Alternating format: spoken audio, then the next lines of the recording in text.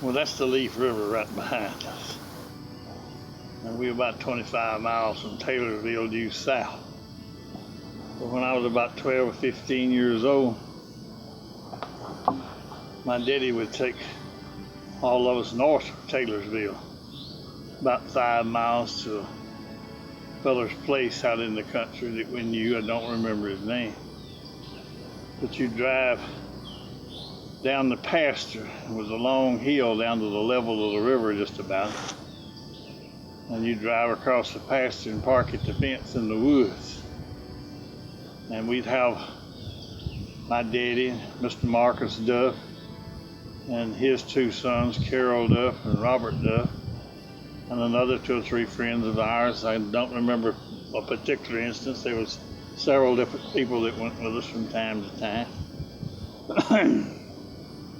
Well, when we parked the cars and got out at the fence, we'd cross it and walk about a quarter or half a mile through the woods to the Leaf River. And that was a place they called the old Blue Hole. And north of it, the bottom of the river was all soapstone, and it was wide. And the river was pretty swift down through there, but all of a sudden the soapstone would quit. And when it did, the water boiled it out till the water was 40 foot deep at the end of that soapstone, where the water came over it and just churned it up and boiled it up and just made it deeper and deeper. And for a couple of 300 yards down through there, it would go from 40 feet and level right on back out so they wouldn't be but 3 or 4 feet deep.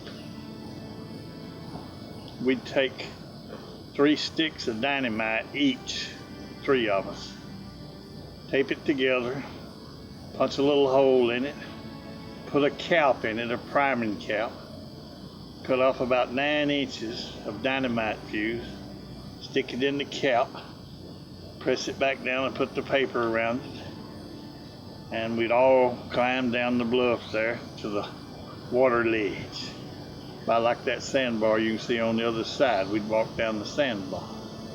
Had a big hill like that behind it too.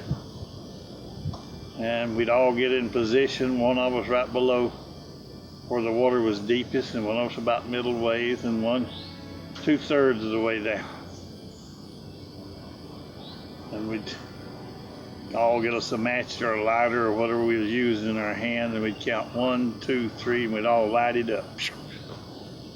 Well, this particular day, my fuse lit up, and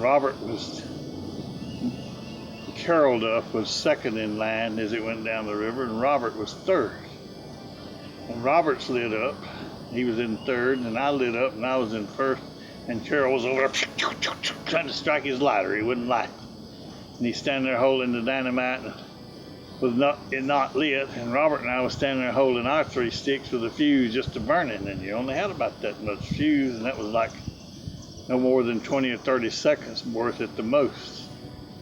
And so finally I said, Carol, just throw yours down and run. We're gonna have to get rid of ours. And we drawed back to throw it, and about that time his fuse lit up.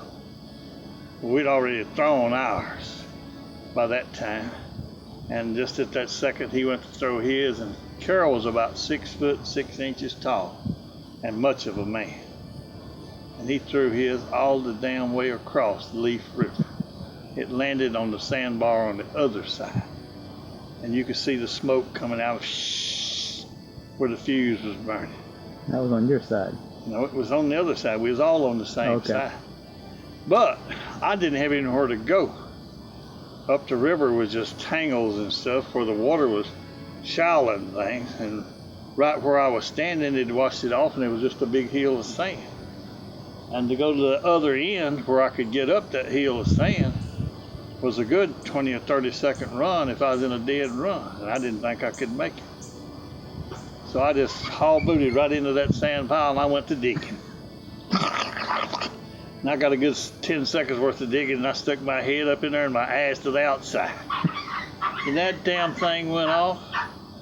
You could have heard it for 25 miles. Boom, boom, echoing up and down that swamp in Leaf River. Well, I knew we was in trouble when I heard that much sound. You know, hell, you could hear it all the way to Collins and the other way to Jackson probably. And I knew that the game warden would be down there. Even though they weren't so strict back then, they didn't tolerate dynamite.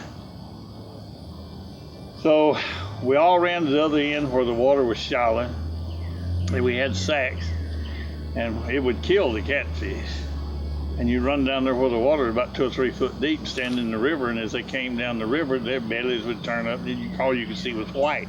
You'd grab them, put them in them sacks, and pretty soon we had a half a sack each that weighed 30, 40 pounds, and that was enough for a hell of a fish fry. And so we all hauled ass back to the car, got in the car, went across the pasture, went back up the hill of the road, and there sat the game warden. Daddy had a 50 model Chevrolet car, I remember it well. And he said, "What are you fellas doing?" "Been fishing." "Catch anything?" "Oh." "Open the trunk of the car and let me look." I was driving. Daddy was on the passenger side, and the rest of us were in between or in the back or whatever. He said, "I don't have the key to that back. It's a different one from the front." "I know it's different. Still, I want to look in there." He said, "Well, open it up, but I don't have the key to it." He said, "You think you're smart, don't you? I know what y'all been up to. Don't come back up here anymore." We went to the house and skinned all the fish, and we had buffalo, catfish, brim, bass, spoonbill cats. Cat with a spoon on it about that long, about that wide. I think they're on the endangered species now. I've seen a lot of them on the creek since then. And we had a fish fry for the whole community. But we didn't go back right away. It was a lot of fun though.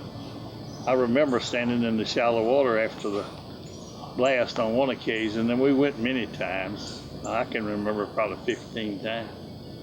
Boy, I'd see that white billy coming, I'd grab him and put him in that sack, and I seen another one coming, I grabbed him up. It was a damn moccasin about that big around and 5 foot long. Some of them said he went in orbit, some of them said he come back down. Said Mack slung him so damn hard, he was going around and around, looked like a helicopter, so he just disappeared. But he did scare the devil out of him. A lot of good times on Leaf River.